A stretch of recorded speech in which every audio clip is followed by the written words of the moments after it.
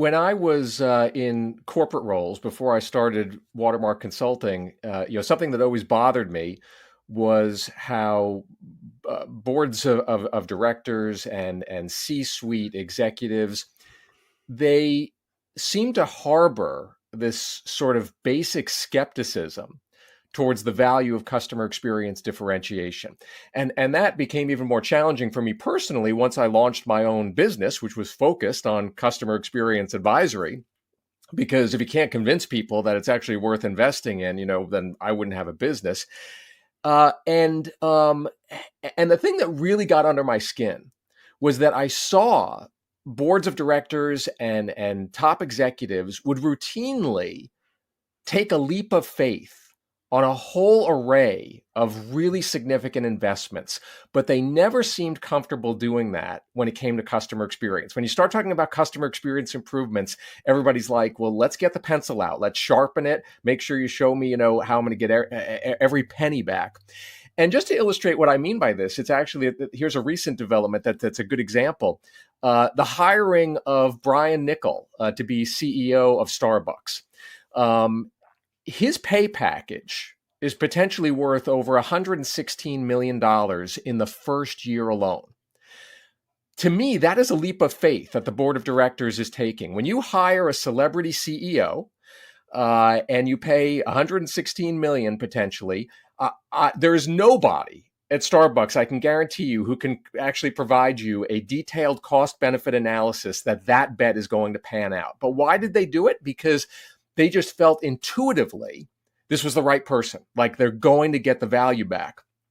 But if you had asked that company, hey, that's a lot of mocha latte frappuccino. It is. But imagine if a CX executive went to that company and said, "Hey, I want to spend $116 million on some new system that's going to help us understand our customers better, or better barista training, or whatever it is." There's probably going to be a deeper conversation that's triggered. And this is a perfect example to me of this idea that people make a leap of faith. It's like when companies make a big acquisition, it's actually enshrined in even accounting rules. When you make a big acquisition and you're going to pay more than the company you're buying is worth, what happens? You chalk it up to what's called goodwill. It's an actual accounting line item, which basically is the intangible value of all the synergies that you expect to receive. It is a manifestation of a leap of faith.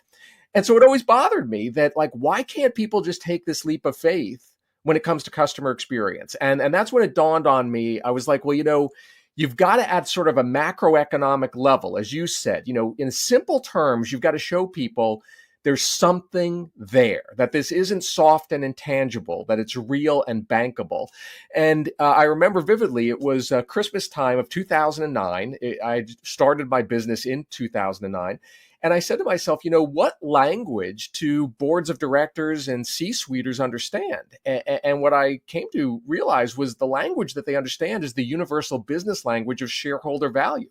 Whether you're a public or a private company, you get that, because the idea in a for-profit business is you're trying to build value for your shareholders, no matter who that is.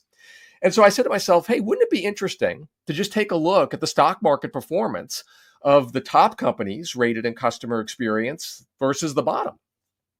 And that was it. I crunched the numbers, that holiday time in 2009. And it was 3 years of data that I had at that time. And it came out showing that the CX leaders far outperformed the laggards. And the study's been updated, every several years since then. But that's really how it all began. Just, my personal frustration with the fact that people wouldn't take a leap of faith on this, as they would with other investments.